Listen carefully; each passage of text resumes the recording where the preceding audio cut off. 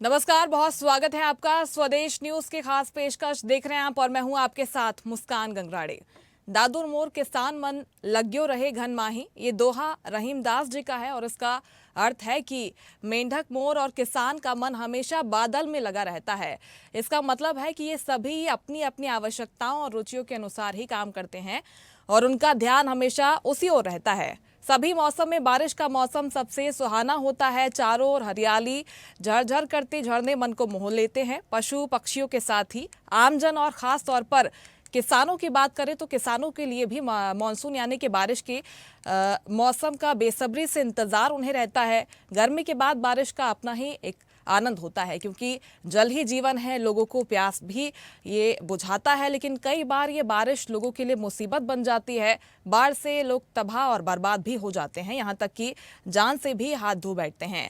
आज हम बात करेंगे प्रदेश में मानसून की दस्तक की। मध्य प्रदेश में सक्रिय हुए मानसून को लेकर मुख्यमंत्री डॉक्टर मोहन यादव ने प्रदेशवासियों को बारिश के शुभ आगमन पर बधाई दी है। इसके साथ ही सभी नागरिकों की सुरक्षा को प्राथमिकता देते हुए महत्वपूर्ण निर्देश भी उनके तरफ से जारी किए गए हैं। इस दौरान मुख्यमंत्री ने कहा कि प्रदेश में नागरिकों को किसी भी प्रकार की परेशानी न हो, इसके लिए सभी जिला प्रशासन और आपदा प्रबंधन इकाइयों को सतर्क रहने के निर्देश दिए गए हैं। मुख्यमंत्री ने रपटे, पुल पुलिया और डूब क्षेत्रों पर विशेष निगरानी रखने के निर्देश भी अधिकारियों को दिए। उन्होंने जनता से भी अपील की है कि कोई भी नागरिक डूब क्षेत्रों में अनावश्यक रूप से न जाए और खासतौर पर बच्चे जलभराव वाली जगहों से दूर रहें। बच्चों की सुरक्षा को लेकर मुख्यमंत्री ने परिजनों से विशेष सतर्कता बरतने की अपील की। उन्होंने ये भी कहा कि सरकार ने अपनी पूरी तैयारी कर रखी है और किसी भी आपात स्थिति से निपटने के लिए आपदा प्रबंधन दलों को पूरी तरह से अलर्ट मोड पर रखा गया है। मुख्यमंत्री डॉक्टर मोहन यादव ने इस पर और क्या कुछ कहा है वो पहले आपको सुनवाते हैं, उसके बाद चर्चा की शुरुआत करेंगे। हमारे साथ कुछ खास मेहमान जुड़ने वाले हैं, उनसे ज्यादा बातचीत करेंगे। मानसून प्रारंभ हो गया है। मैं प्रदेश के सभी अधिकारियों को भी मैंने निर्देश जारी करवा रहा हूँ कि हमारे हर ज़िले में नागरिकों को परेशानी नहीं आए। जो रपटे, छोटे पुल पुलिया जहाँ डूबने की संभावना रहती है वहाँ भी अतिरिक्त सावधानी रखें। इसी प्रकार से जान माल की कोई घटना न हो, हमारा सबका प्रयास रहे। और मैं आम नागरिकों से भी अपील करता हूँ कि वो अपने आवागमन के समय जहाँ बारिश का पानी बढ़ रहा है या बाढ़ का पानी आ रहा है, तो अगर पानी बढ़ता देखें तो अवॉइड करें, उसमें न जाए, क्योंकि ये जान की जोखिम हो सकती है।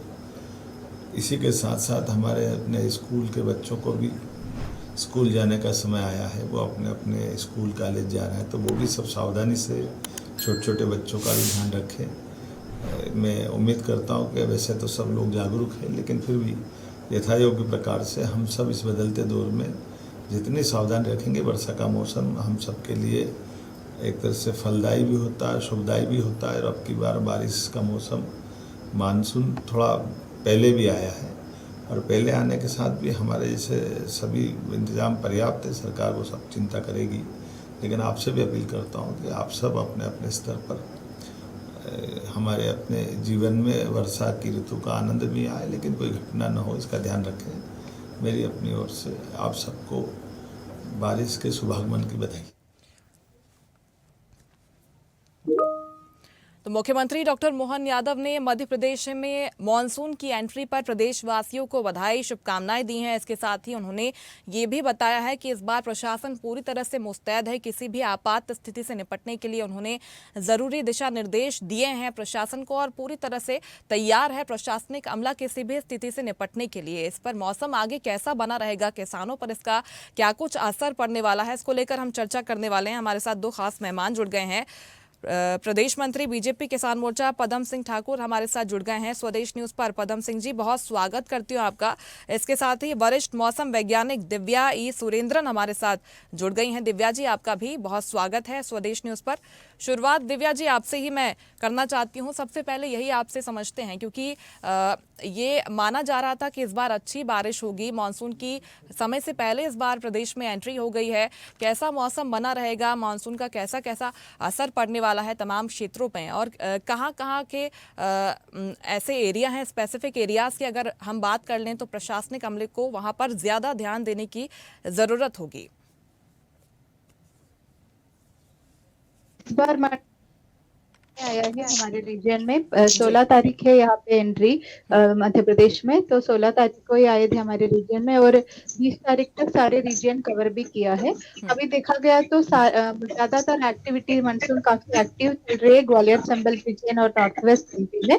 तो लास्ट 1-2 दिन में वहाँ पे मतलब अच्छे बारिश मिला। हमने 20 तारीख से हमने वार्निंग इशू किए थे, ऑरेंज और रेड अलर्ट दिए थे। तो कल भी 2 जगह से एक्सट्रीमली हेवी रेनफॉल हुआ है। ये स्थिति अभी आने वाले दिनों में भी कंटिन्यू रहेगा। तो आज भी हमने 3 डिस्ट्रिक्ट में रेड अलर्ट दिया है, बाकी 7 वेस्ट एमपी में 7 डिस्ट्रिक्ट और ईस्ट में 1 डिस्ट्रिक्ट में ऑरेंज अलर्ट जारी किया है। तो अभी जो हेवी रेनफॉल रिलेटेड जो भी वार्निंग हम देते हैं, सबसे प्रिकॉशन लेना बहुत जरूरी है।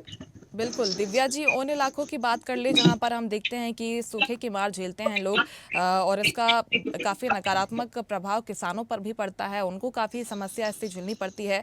वहां पर इस बार मानसून को लेकर, बारिश को लेकर क्या अनुमान है? इस बार देखा गया तो हमारे दीर्घावधि पूर्वानुमान के अनुसार ये जो मानसून सीजन पूरा जून से सितंबर तक का 4 महीने में अच्छा बारिश, सामान्य और सामान्य से ज्यादा बारिश का फोरकास्ट है। और जून महीने में भी हमने मोस्टली सारे रीजन में सामान्य और सामान्य से ज्यादा बारिश का फोरकास्ट दिए थे। तो ऑलरेडी हम देखा गया तो हमारे काफी रीजन में ज्यादा, स्पेशली नॉर्दर्न बेल्ट में वगैरह नॉर्मल से ज्यादा रेनफॉल हो चुका है। अभी भी ये महीना खत्म होने के लिए 7 दिन बाकी है। तो ये आने वाले दिनों में भी बारिश कंटिन्यू रहेगा। तो मोस्टली ये महीना सामान्य और सामान्य से ज्यादा बारिश रहने का संभावना है। बिल्कुल। दिव्या जी, अगर टीकमगढ़ की बात कर ले तो यहाँ पर इस बार ये भी अनुमान जताया गया है कि अगर पिछले साल के मुकाबले में यहाँ पर 10% से ज़्यादा बारिश होने वाली है। इसके आसपास के इलाकों की अगर बात कर लें तो यहाँ पर कैसा मौसम बना रहेगा? क्या यहाँ पर भी ज़्यादा बारिश होगी? हाँ, अभी देखा गया तो ये रीजन में ऑलरेडी बारिश चल रही है और हमने कल से ये रीजन में ऑरेंज अलर्ट दिया है। यहाँ पे भी isolated heavy to very heavy rainfall का चांसेस है। लास्ट 1-2 दिन से वो रीजन में बारिश है, तो आने वाले 1-2 दिन में भी वो कंटिन्यू रहेगा। 2 दिन के बाद थोड़ा सा इंटेंसिटी कम होगा, लेकिन बारिश तो कंटिन्यू रहेंगे। बिल्कुल, निश्चित तौर पर। और अगर बात कर लें मालवा निमाड़ की, यहाँ पर भी इस तरह की काफ़ी समस्याएं झेलते हैं लोग, सूखे की समस्या होती है यहाँ पर किस तरह का मौसम बना रहेगा और कब तक? आप जैसे कि बता रही हैं कि अलर्ट्स बाकी के ज़िलों के लिए भी जारी किया गया है, तो क्या यहाँ पर भी सामान्य से या फिर सामान्य से ज़्यादा बारिश हो सकती है? अभी देखा गया तो मोस्टली वो रीजन में बारिश चल रही है। तो नीमच रीजन में थोड़ा सा, नीमच और मंदसौर में थोड़ा सा कम है, लेकिन आज उधर भी बारिश चल रही है। तो आने वाले दिनों में वो कवर हो जाएगा। बिल्कुल, निश्चित तौर पर। और इसका सीधा असर किसानों पर भी पड़ता है। हालांकि मानसून की जल्दी एंट्री से किसान खुश नजर आ रहे हैं। दिव्या जी, अब बाकी के इलाकों के बारे में भी आप जिस तरह से जानकारी दे रही हैं, मंदसौर की बात कर ली, नीमच की बात कर लें, और जिस तरह से पिछले कुछ सालों में हमने देखा है कि बारिश होती है लेकिन कुछ समय के बाद ये बहुत कम हो जाती है, जिसका बहुत नेगेटिव इम्पैक्ट भी पड़ता है। चाहे हम वाटर बॉडीज़ की बात कर लें, तो कुछ वैसा तो असर तस्वीर नज़र नहीं आ रही इस बार। अभी तक जो हमने जो देखा, मतलब मैंने ऑलरेडी बोला, ये पूरा सीजन हम यही एक्सपेक्ट कर रहे हैं, मतलब सामान्य और सामान्य से ज्यादा बारिश। और जून महीने का भी फोरकास्ट ऑलमोस्ट सही हो रही है। और बाकी जुलाई अगस्त सितंबर वो जैसे इंडिविजुअल मंथ्स में कैसे है वो हमें जैसे ये मंथ एंड तक पता चलेगा, तो हम उसके लिए अपडेट करते हैं। तो अभी तो उतना कुछ डिफिशियंसी नहीं लग रही है। जो बारिश का अमाउंट अभी जो चल रही काफी रीजन में अच्छा चल रहा है। अच्छा दिव्या जी, अगर बात कर ले कौन से ऐसे एरियाज रहने वाले हैं जहां पर इस तरह की स्थिति बन सकती है? क्योंकि आपातकालीन स्थितियां कई जगह पर बन जाती है। अगर पिछले कई सालों की हम बात कर लें तो जो हमारे प्रशासनिक अधिकारी हैं, उनको कहां पर ज़्यादा एक्टिव रहने की ज़रूरत आपको नज़र आती है? ये एक्चुअली हेवी रेनफॉल का इम्पैक्ट अलग अलग शहर में अलग अलग टाइप का रहता है। जी। तो वो एक है वाटर बॉडीज ओवरफ्लो होके, जैसे नर्मदा के किनारे में जो भी शहर है वो सब सेंट्रल वाटर कमीशन को वगैरह हम इंफॉर्मेशन देते हैं, कहीं पे जी। फ्लड का चांसेस है रिमोट उसका देते हैं। और एग्रीकल्चरल पॉइंट ऑफ व्यू में भी इसका बहुत नुकसान रहते हैं। तो हम हमारा 55 डिस्ट्रिक्ट्स में मतलब अलग अलग स्टेक होल्डर्स को हमारे अलग अलग तरीके से जानकारी जाते हैं। तो उसके हिसाब से वो लोग सॉल्यूशंस निकालते हैं। बिल्कुल, बहुत अच्छी बात है और इसका फ़ायदा भी प्रशासनिक अमले को पहुंचता है। वो पहले से अपनी एक्टिवनेस इन इलाकों में बढ़ा देते हैं। लौटते मैं आपके पास दिव्या जी, हमारे साथ पदम सिंह ठाकुर जी जुड़ गए हैं। पदम सिंह जी, सुन पा रहे हैं आप मुझे? जी जी मुस्कान जी, सुन पा रहा जी, हूँ। पदम सिंह जी, बहुत स्वागत है आपका स्वदेश न्यूज़ पर। किसानों के चेहरे तो खिल जाते हैं और इस बार क्योंकि पहले से एंट्री हो गई है मानसून की, अच्छी बात है। अब किसानों का सारा समय खेतों में गुजरने वाला है। क्या तैयारी है सीजन के लिए आपकी? बहुत बहुत स्वागत है। मौसम बहुत समय से आया है और हमारे कृषि के अनुसार जो आषाढ़ का महीना होता है, जून का महीना होता है, जी। आज 23 जून हो गई है। जो आद्रा नक्षत्र होता है, आद्रा नक्षत्र में बारिश होना खेती के लिए सर्वोत्तम माना जाता है। और इस समय आद्रा नक्षत्र में जो बरसात प्रारंभ हुई है उसमें हमारे यहाँ किसानों के चेहरे खिल उठते हैं। और खरीफ की फसल की बुआई अभी प्रारंभ होने जा रही है पूरे प्रदेश में, जिसमें सोयाबीन, धान, मक्का, ज्वार, बाजरा, विभिन्न प्रकार की जो हमारी खरीफ की फसलें किसान उसकी बोनी करता है। क्योंकि हमारे देश की, हमारे प्रदेश की जो अर्थव्यवस्था है वो कृषि पर आधारित है और समय पर मानसून आना निश्चित रूप से खेती के लिए, कृषि की अर्थव्यवस्था के लिए और प्रदेश के लिए बहुत ही लाभकारी होता है। और मानसून समय पे आया, मानसून का स्वागत है। बिल्कुल, बहुत अच्छी बात है और किसानों के जो रिएक्शंस हमने देखे हैं अलग अलग क्षेत्रों से, तो वो यही कहते नज़र आए हैं कि कई सालों के बाद इस बार समय पर मानसून आया है, जिससे खुश नज़र आ रहे हैं किसान। उनकी फसल अच्छी होने की उम्मीद भी है। पदम सिंह जी, लेकिन हम बात करें सरकार के प्रयासों की, तो सरकार भी अगर बात कर लें जो परंपरागत खेती है उससे इतर भी किसानों को जाने की सलाह देती है। इस बारे में प्रयास भी हो रहे हैं। चाहे बात कर ले, पहले धान रोपाई की जाती थी खरीफ सीजन में, लेकिन अब जो बाकी के फसल हैं उनकी ओर भी किसान रुख कर रहे हैं। चाहे हम मक्का की बात कर लें तो उसके दाम भी किसानों को अच्छे मिल रहे हैं। इस बार किसान कौन सी फसल हैं जो अपने खेतों में बो रहे हैं, उनकी बुआई कर रहे हैं, क्योंकि उनके दाम भी अच्छे मिल रहे हैं किसानों को? बिल्कुल, बहुत बहुत स्वागत, बहुत अच्छी बात है, बहुत अच्छा प्रश्न किया आपने।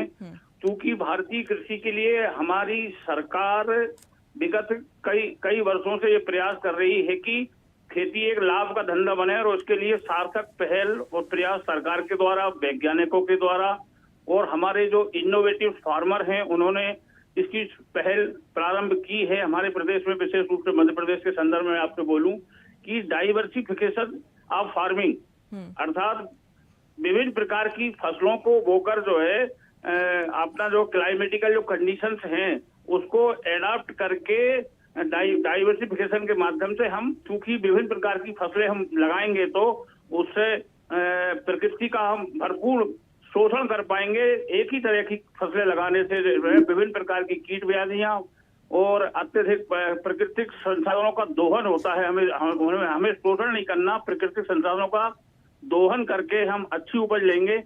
तो जो diversification of crops and diversification of different crop variety का हम उपयोग करके हम बहुत अच्छा उत्पादन कर सकते हैं। और इस वर्ष किसान मक्के पर बहुत ज्यादा डाइवर्ट हुआ है, विशेष रूप से हमारे मालवा अंचल में मक्का जो है एक लाभकारी फसल के रूप में प्रतीत हो रही है, जो कम समय में लगभग 100 डे में मैच्योर हो जाती है और उसकी विभिन्न प्रकार की अच्छी हाइब्रिड प्रजातियां मक्का के किसान उगा रहा है। सोयाबीन का एरिया कुछ कम हो रहा है और धान पर किसान जो है थोड़ा डाइवर्ट पहले से था, तो धान की खेती भी किसान अपना कर रहा है। रही सवाल आपके चैनल के माध्यम से जो हमारी प्राकृतिक फसलें हैं, जो आपने बहुत अच्छा प्रश्न किया था कि हमारी जो श्री अन्न जिसको हम बोलते हैं, हमारे माननीय प्रधानमंत्री जी ने श्री अन्न की संज्ञा दी। ज्वार, बाजरा, कोंदो, कुटकी और जो फसल है जिनको जो है हमारी थाली से दूर हो गया था, पिछली बार हमने अंतर्राष्ट्रीय जो है श्री अन्न फसल वर्ष भी हमने मनाया। उसके माध्यम से किसानों उसकी तरफ प्रेरित भी हो रहे हैं और अधिक से अधिक मुनाफा भी इन श्री अन्न की फसलों को उगाकर हम लोग कर रहे हैं। तो आपके चैनल के माध्यम से मैं यही कहना चाहता हूं कि हम डाइवर्सिफिकेशन आप क्रॉप्स और डाइवर्सिफिकेशन आप वेराइटी पर जाएंगे तो हमें जो है अधिक मुनाफा होगा और हम प्राकृतिक संसाधनों, जो प्रकृति हमारी धरोहर है, उसका हम शोषण न करके उसका हम दोहन करेंगे और हमें अधिक मुनाफा होगा। बिल्कुल, तमाम फसलों के नाम आपने गिनाए हैं। श्री अन्न की बात भी ये पदम सिंह जी आपने की है। खाद बीज की पर्याप्त उपलब्धता है इस बार किसानों के पास? किसानों के पास उन्नत जो है प्रकार का बीज, जिसको हमें ब्रीडर बीज भी कहते हैं, और फाउंडेशन ब्रीडर सर्टिफाइड जो 4 प्रकार के बीज होते हैं, हमारी सरकार ने पर्याप्त व्यवस्था करके रखी है। और क्या नाम से नहीं, इसमें किसी प्रकार की किसान को कोई असुविधा नहीं है। समय पर किसान को खाद, बीज, दवाइयाँ, कृषि इनपुट जो लगता है, इसके लिए वो पर्याप्त मात्रा में सरकार के पास उपलब्ध है और किसानों ने उनका उठाव भी कर लिया। और जो हमारी पैक्स सोसाइटी है, प्राइमरी एग्रीकल्चर कोऑपरेटिव सोसाइटीज, उनके माध्यम से भंडारण पर्याप्त मात्रा में हमारे प्रदेश में उपलब्ध है। बिल्कुल, निश्चित तौर पर। लेकिन पदम सिंह जी, कई बार हम देखते हैं कि अगर ज़्यादा बारिश हो जाती है, जिस तरह से संभावनाएं भी हैं कि कई ऐसे इलाके हैं जहां पर सामान्य से ज़्यादा बारिश ऐसे हो सकती है, तो ऐसे में अगर किसानों को समस्याओं की अगर हम बात कर ले तो जल निकासी की समस्या उनके सामने सबसे ज़्यादा आती है, जिसके कारण उनकी फसलों को कहीं ना कहीं नुकसान पहुँच सकता है। इसको लेकर क्या तैयारी है? इसके लिए क्या है कि हमारे माननीय मुख्यमंत्री जी ने जैसा कहा है कि अभी मैं देख रहा था सुबह माननीय मुख्यमंत्री जी का जो स्टेटमेंट था कि बरसात के पहले की जो तैयारियां होती हैं वो शासन स्तर पर शासन सचेत है। जो डिजास्टर मैनेजमेंट जो रहता है, आपदा प्रबंधन जो समिति है, वो अपना काम कर रही है। पूरे प्रदेश में सरकार ने पूरी तैयारी कर रखी है, सभी सचेत हैं। किसी प्रकार की कोई ऐसी स्थिति निर्मित न हो जिससे जनमानस को नुकसान हो फ्लडिंग कंडीशन में, तो उसकी तैयारी सरकार के पास पर्याप्त तैयारी है। बिल्कुल, आप बता रहे हैं मालवा अंचल की आपने बात की, इसके साथ ही अगर बाकी ज़िलों की भी बात कर ले, दमोह ज़िले की बात कर ले, टीकमगढ़ की बात कर ले, तो यहाँ पर लगातार बारिश हो रही है और कई ऐसे इलाके भी हैं जहाँ पर जो 90% जो आबादी है वो किसानी पर निर्भर करती हैं, तो उनके लिए भी बहुत अच्छी खबर ये मानसून लेकर आया है पदम सिंह जी, क्योंकि अगर पहले से मानसून की एंट्री हो गई है तो जो इंतज़ार उनको पहले करना पड़ता था, इस बार कम से कम इंतज़ार करना नहीं पड़ रहा है और तैयारी उन्होंने अभी से शुरू कर दी है। जी जी जी, बिल्कुल बिल्कुल बिल्कुल। हमारा जो पूर्वी क्षेत्र है मध्य प्रदेश का, जिसमें दमोह जिले के संदर्भ में चूंकि वहाँ पर सोयाबीन और मूंग, उड़द, और हमारा टीकमगढ़ में मूंगफली, और हमारा जो रीवा का जो बेल्ट है उसमें धान, विभिन्न प्रकार की जो फसलें लगाई जाती है, उसकी पूरी तैयारी है। और मानसून का हम बहुत बहुत स्वागत करते हैं। और जैसा कि हमारे जो प्राचीन धर्म ग्रंथ हैं, ऋषि पाराशर ने कृषि ग्रंथ लिखा था, उसमें इसका इस बात का उल्लेख है कि समय पर मानसून आना तो किसान के लिए जो है बहुत ही क्या नाम से नहीं, उसके जीवन में एक वरदान स्वरूप होता है। नई बौछारें आती हैं, एक नई उमंग होती है, नई उमंग से किसान काम करता है। और हमारे देश की जो अर्थव्यवस्था है वो कृषि पर आधारित है। कृषि संपन्न होगी तो हमारा राष्ट्र संपन्न होगा, जनमानस संपन्न होगा।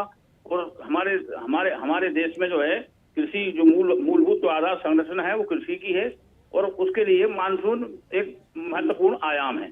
बिल्कुल, निश्चित तौर पर। दिव्या जी, अब जिस तरह से हमने ये भीषण गर्मी का दौर भी देखा है, हीट वेव का असर कई ऐसे ज़िले हैं, अगर ख़ास तौर पर हम मध्य प्रदेश की बात कर लेते हैं, उत्तर भारत में इसका एक बहुत ही बुरा इम्पैक्ट पड़ा, लेकिन जैसे ही मानसून आया है तो उससे राहत मिली है लोगों को। अब बात कर लें अगर हम भोपाल के आसपास के इलाकों की, चाहे पांढुर्ना की बात कर ले, सागर की बात कर ले, बालाघाट की बात कर ले, तो यहाँ पर किस तरह से मानसून बना रहने वाला है और आगे सितंबर के बारे में आपने जानकारी दी है, उसके बाद यहाँ पर किस तरह के हालात, स्थितियां बनती आपको नजर आ रही हैं?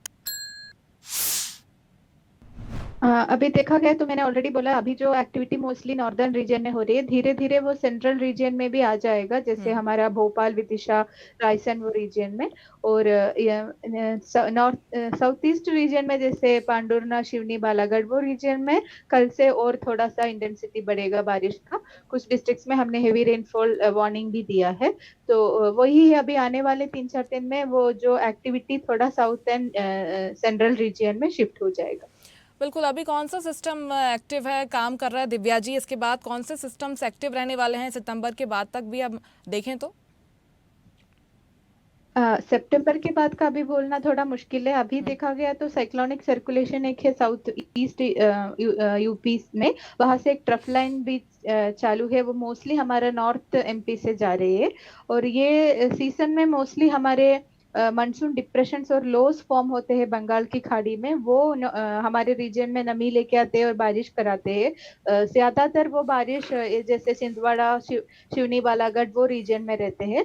तो अभी तक कुछ मानसून लोज का फॉर्मेशन नहीं हुआ। वो नॉर्मली वो जुलाई अगस्त में लो और डिप्रेशन का फॉर्मेशन होता है और काफी रेनफॉल होता है। तो हम यही उम्मीद कर रहे हैं आने वाले दिनों में वैसे सिस्टम्स और मतलब आएगा और हमारे रीजन में और बारिश देंगे। बिल्कुल अच्छी बात है अगर इस तरह के सिस्टम्स एक्टिव हैं और जिससे फ़ायदा भी हो रहा है। अगर वाटर बॉडीज़ पानी से लबालब रहती हैं और इसमें पानी भरा रहता है साल भर, तो इसका लाभ मिलने वाला है लोगों को। दिव्या जी, लौटती हूँ मैं आपके पास। पदम सिंह जी, जिस तरह से इस बार अच्छी बारिश होने का अनुमान है और कई ऐसे इलाके हैं जहाँ पर लोग जल संकट से जूझते थे, अगर वहाँ पर अच्छी बारिश होने वाली है, ना सिर्फ एक सिस्टम काम कर रहा है जैसे दिव्या जी भी बता रही हैं, कई तरह के सिस्टम्स जो हैं आगे एक्टिव रहने वाले हैं, जिसका लाभ सीधे तौर पर पहुंचने वाला है प्रदेश की जनता को भी।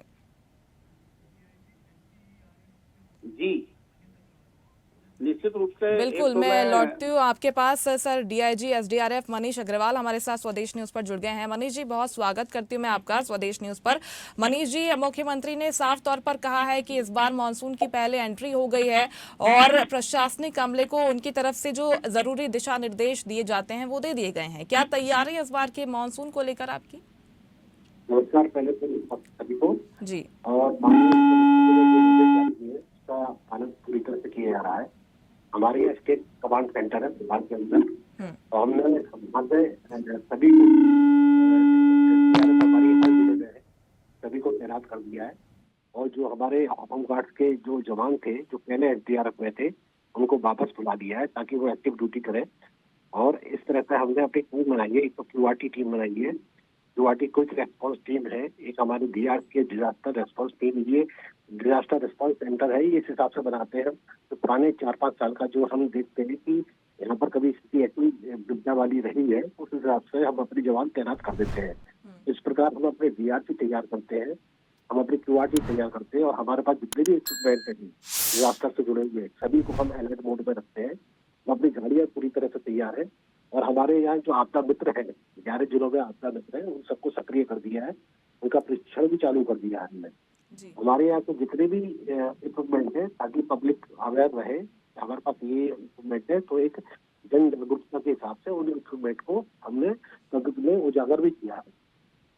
बिल्कुल मनीष जी, पिछले बार की जो तस्वीरें और जो आंकड़े थे जहां पर ज़्यादा बारिश हुई उनको ध्यान में रख कर के आगे बढ़ा जा रहा है, और इस बार जिस तरह से अलर्ट्स हैं, चाहे टीकमगढ़ की बात कर ले, यहाँ पर 10% से ज़्यादा बारिश होने का अनुमान जताया गया है। तो ऐसे इलाके जहाँ पर आपको पहले से भी पता है कि ऐसी स्थितियाँ बनती हैं, वहाँ के लिए क्या कुछ तैयारियाँ हैं? देखिए, पिछली बार क्या हुआ था कि हमारे पास एक न्यूज थी कि टीकमगढ़ है, ग्वालियर है, श्योपुर है, इन इलाकों में इन क्षेत्रों के मुकाबले जो पश्चिमी मध्य प्रदेश है या हमारा दक्षिणी मध्य प्रदेश है, इसके मुकाबले उन क्षेत्रों में बारिश कम होती थी। तो हमने पिछले साल के अनुमान के हिसाब से अपनी टीम को अलर्ट मोड में रखा है और उनको उनकी संख्या बढ़ा भी दी है एसडीआरएफ की।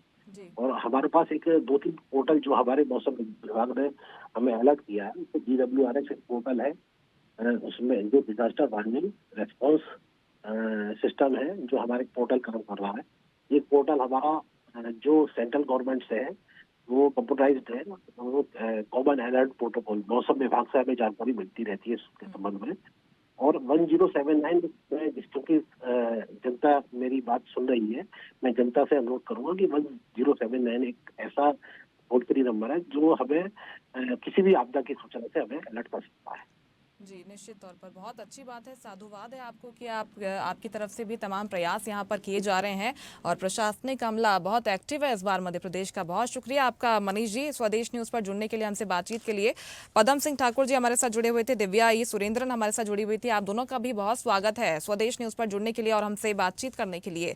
तो मानसून की मध्य प्रदेश में एंट्री हो चुकी है और शुभ आगमन से मध्य प्रदेश के मुखिया डॉक्टर मोहन यादव ने बताया है किस तरह से प्रशासनिक अमला अपनी तैयारियां कर रहा है। अलर्ट मौसम विभाग की तरफ से क्या कुछ जारी किया गया है, इसको ध्यान में रखकर आगे बढ़ा जा रहा है, कहीं पर भी कोई आपदा की स्थिति निर्मित ना हो। किसान जो तैयारी कर रहे हैं वो तैयारी उनको बेहतर परिणाम दे, इसके लिए तमाम प्रयास अब मध्य प्रदेश में हो रहे हैं, जिसका सकारात्मक असर हमको दिखाई दे, यही उम्मीद हम कर सकते हैं। इसी के साथ इस खास पेशकश में मेरे साथ इतना ही। आप देखते रहिए स्वदेश न्यूज, सबसे पहले देश। लेटेस्ट खबरों के लिए लाइक, फॉलो और यूट्यूब पर सब्सक्राइब करें, बेल आइकन दबाएं, साथ ही विजिट करें स्वदेशलाइव.com पर।